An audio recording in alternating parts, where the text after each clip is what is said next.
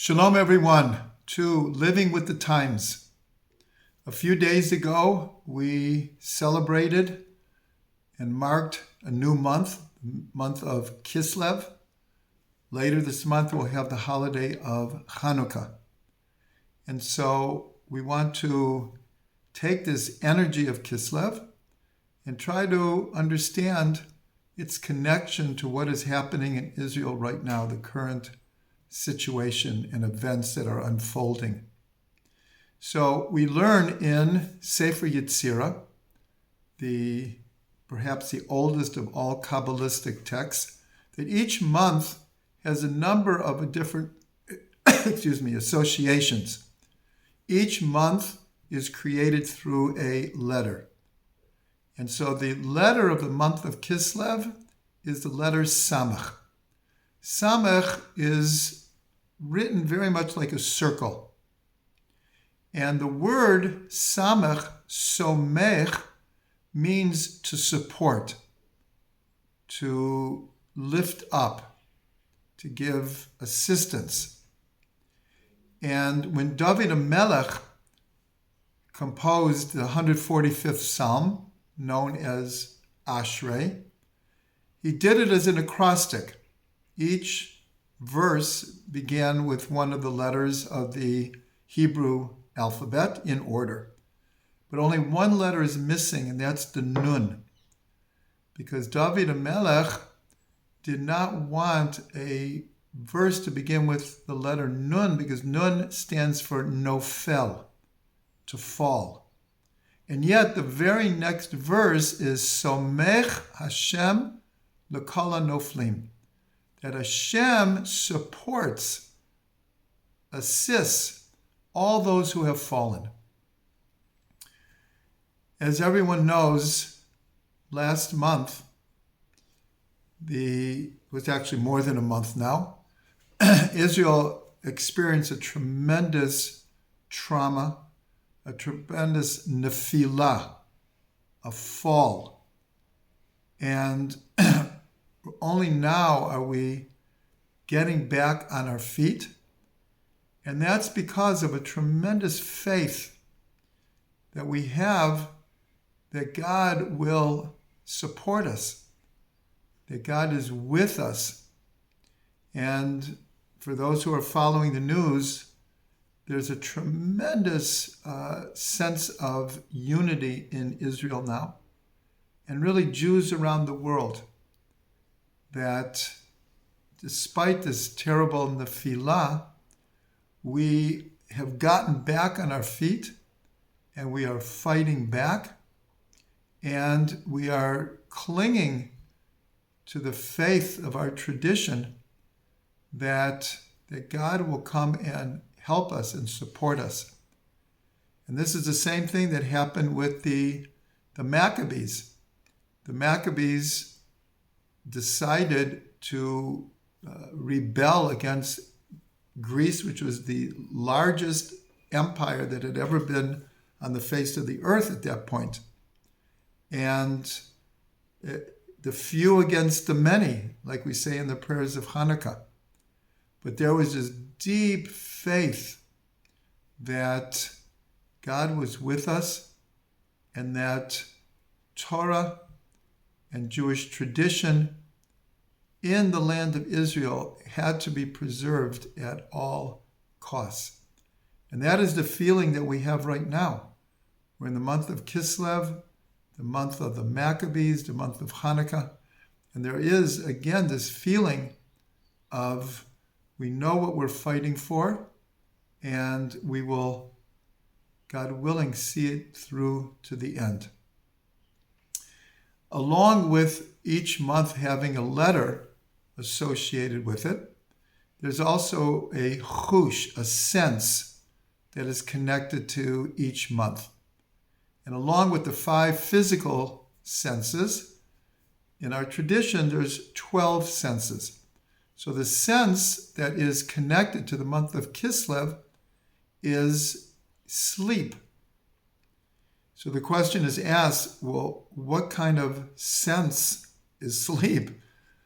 And so it's explained what it means is the sense of dreaming. And so the month of Kislev is very, very connected to dreams. There's an amazing phenomena in the Chumash, in the 5 books of Moses, is there are exactly 10 dreams in these 5 books.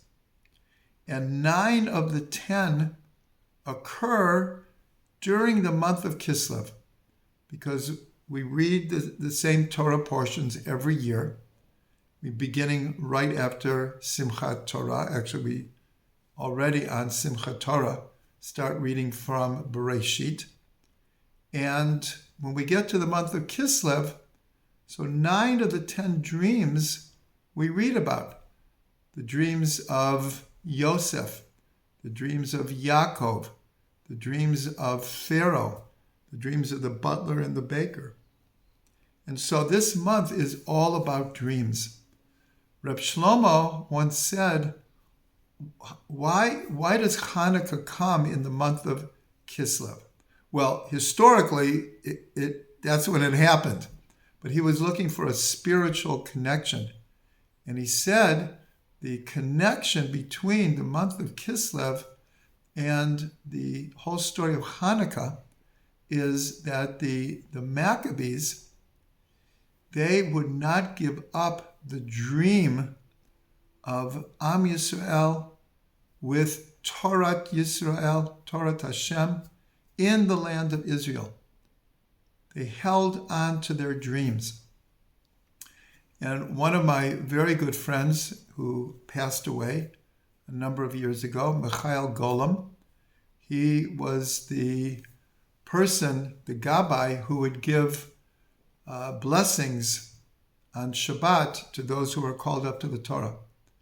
And he was known for his incredible blessings that he would give, more than the standard ones. But one of the things he would say very, very often, and he would craft each blessing to each person according to their nature. He would always say, never, ever, ever, ever give up your dreams. And so right now, Am Yisrael we're fighting to preserve the dream of Am Yisrael in Eretz Yisrael, connected to the God of Israel and clinging to the Torah of Israel. And so may this month see the fulfillment of our dreams. Like when we say grace after meals on Shabbat or holidays. So we say Shir HaMalot, B'shuv Hashem et Shivat Zion Hayinu Kechomim, a song of ascents. When the exiles are returned to Zion, we will be like dreamers. And there's 2 explanations. One is that when Mashiach comes, when redemption comes, it will seem like a dream. It will be so exalted, so beyond our normative experience, it will be like a dream. Others say that almost the opposite.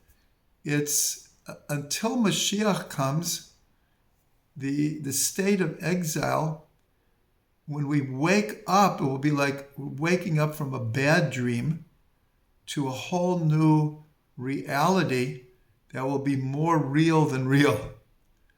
And so both of those explanations really go together. And we hope that the Jewish people being back in Eretz Yisrael, we know that we have 1 foot in redemption already.